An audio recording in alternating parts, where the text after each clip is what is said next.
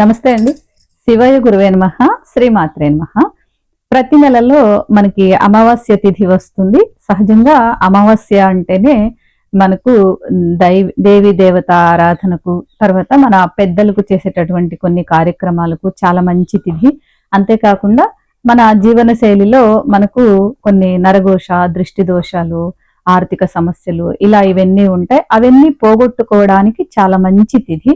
ఈ అంటే ఈ నెలలో మార్గశిర మాసంలో 30వ తేదీ అమావాస్య, సోమవారం రెండు కలిసి వచ్చాయి.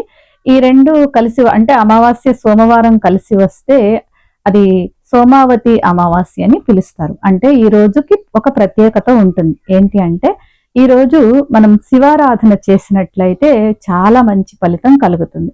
అంటే మనకి పూర్వజన్మను బట్టి, తర్వాత మన దైనందిన జీవితంలో మనం చేసే కొన్ని కార్యకలాపాలను బట్టి, అలాగే వంశపారంపర్యంగా కొన్ని దోషాలు వస్తూ ఉంటాయి. దాని వలన మనకి పిల్లలు సరిగా మాట వినకపోవడం, లేకపోతే అభివృద్ధిలోకి రాకపోవడం, ఆర్థిక సంబంధమైన ఇబ్బందులు, కొంతమందికి అనుకోకుండా గండాలు, కష్టాలు, ఆరోగ్య సమస్యలు ఇలా వస్తూ ఉంటాయి.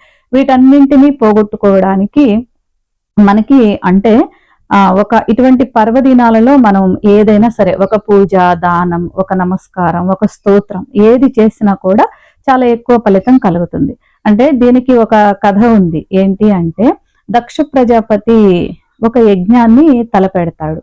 తలపెడితే అందరినీ మొత్తం ముల్లోకాలను, అన్ని లోకాలను అందరికీ ఆహ్వానం పంపిస్తాడు. ఈశ్వరుడు దక్ష ప్రజాపతి యొక్క అల్లుడు, సతీదేవి భర్త.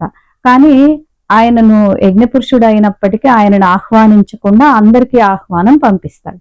అందరూ వెళ్తూ ఉంటే పార్వతీదేవి చూసి ఎక్కడికి వెళ్తున్నారు మీరు అంటే, ఇలా మీ నాన్నగారు యజ్ఞం చేస్తున్నారు కదా, మేము వెళ్తున్నామంటే భర్తను అడుగుతుందట. అంటే ప్రతి ఒక్క ఆడపిల్లకి పుట్టింటి మీద మమకారం చాలా ఎక్కువగా ఉంటుంది కదా, అందువలన వద్దు, ఇది పిలవలేదు కనుక నువ్వు వెళ్ళొద్దు, వెళ్తే అక్కడ చాలా ఇబ్బంది పడతావని చాలా రకాలుగా చెప్పే ప్రయత్నం చేస్తాడు. కానీ స్వామి అంత చెప్పినప్పటికీ అమ్మ వెళ్తానంటుంది. సరేనని పంపిస్తారనమాట. వెళితే అక్కడ ఎవ్వరు అమ్మను పలకరించడం కానీ, మాట్లాడడం కానీ ఏమి చెయ్యరు. అవమానించినట్లుగా, భర్తని అవమానించినట్లుగా ఈశ్వరుణ్ణి మాట్లాడతారు. అది చూసి అమ్మ అక్కడ అగ్నిలో ఆహుతి అయిపోతుంది. అది తెలుసుకున్నటువంటి ఈశ్వరుడు నాట్యం చేస్తూ ఉన్నప్పుడు రౌద్రంగా అప్పుడు వీరభద్రుడు పుడతాడు. వీరభద్రుడు వెళ్ళి అక్కడ యాగశాలనంతా పాడు చేసి అక్కడ అందరికీ బాగా ఇబ్బందులు కలిగిస్తాడనమాట. అమ్మ ఇలా జరిగినందుకు అమ్మకు. అప్పుడు దానిలో భాగంగా చంద్రుడు బాగా దెబ్బలు తిని తట్టుకోలేక ఈశ్వరుడి దగ్గరికి వెళ్ళి నీవే శరణ స్వామి అని శరణు కోరితే అప్పుడు ఈశ్వరుడు రేపు అమావాస్య తిథి వస్తుంది, సోమవారం కలిసి వస్తుంది, ఆ రోజు నువ్వు నాకు అభిషేకం చెయ్యి, అర్చన చెయ్యి అని చెప్పాడని, అలా చేయడం వలన ఆయన స్వస్థత పొందాడని మన పురాణాలు తెలియజేస్తుంది.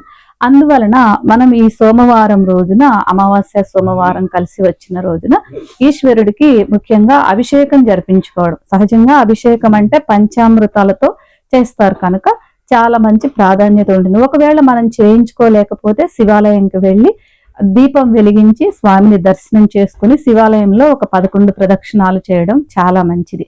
ఇంట్లో కూడా మనం అంటే ఆలయం దగ్గర ఉన్న వాళ్ళు వెళ్ళడం చాలా మంచిది. ఒకవేళ వెళ్ళలేకపోతే ఇంట్లో మనం ఈశ్వరుని లేదంటే శివపార్వతులు, శివ పరివారం ఫోటో వద్ద ఆవునేతి దీపం పెట్టి శివుని వచ్చిన వారు గంధం రాసి బొట్టు పెట్టి అష్టోత్తర నామాలతో పూజించుకోవడం, తెల్లని పుష్పాలతో. ఒకవేళ రాకపోతే ఓం నమ శివాయ పంచాక్షరి మహామంత్రం చదువుతూ ఒక 108 సార్లు పూజించి తర్వాత సాంబ్రాణి కడ్డీలు వెలిగించి దీపం అద్ది ఏదైనా సరే పండ్లు లేకపోతే పొంగలి ఏదైనా పర్వాలేదు నైవేద్యం పెట్టి తాంబూలం పెట్టి హారతి ఇచ్చి మా కుటుంబానికి సంపూర్ణ ఆయురారోగ్యాలు ఇవ్వమని కోరుకోవాలి. అంటే ఇలా ఈశ్వరుణ్ణి సేవించడం వలన మనకి చంద్రుని అనుగ్రహం కూడా కలుగుతుంది. ఎలా కలుగుతుంది అంటే చంద్రుడు ఈశ్వరుడి తల మీద ఉంటాడు. అంతేకాకుండా మనకి జ్యోతిష్ శాస్త్రం ప్రకారం చంద్రుడు మనకి మనస్కారకుడు. అంటే మానసికమైనటువంటి దృఢత్వం, మానసికమైనటువంటి కొంతమందికి సమస్యలు ఉంటాయి. అంటే తెలియకుండా ఏదేదో మాట్లాడడం, ఒక రకంగా ఉండడం, ఇలా చాలా సమస్యలు కొంతమంది ఎదుర్కొంటూ ఉంటారు. అటువంటి సమస్యలన్నీ కూడా ఈ రోజు శివారాధన చేయడం వలన మనకు తగ్గిపోతాయి. కనుక చంద్రుడి అనుగ్రహం కూడా లభిస్తుంది. అంతేకాకుండా ఈ రోజున అంటే ఇలా పూజించుకోవడం చాలా మంచిది.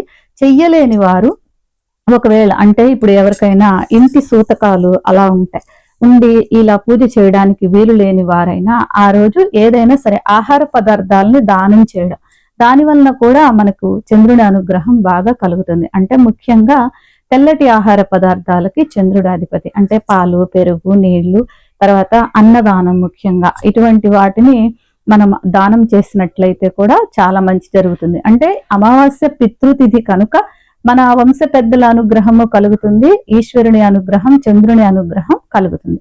కాబట్టి ఈ విధంగా జరుపుకోవాలి. అంతేకాకుండా ఈ రోజున మన పెద్దల యొక్క అనుగ్రహం మనకు బాగా లభించాలి అంటే దగ్గర అందుబాటులో ఉన్నవారు రావి చెట్టు దగ్గర దీపం వెలిగించి అక్కడ చెట్టు మొదట్లో కొంచెం ఆవు పాలు పోసి చెట్టు చుట్టూ ఒక 3 ప్రదక్షిణాలు చేసినట్లయితే కూడా మనకు పితృదేవతల కరుణా కటాక్షం కలుగుతుంది.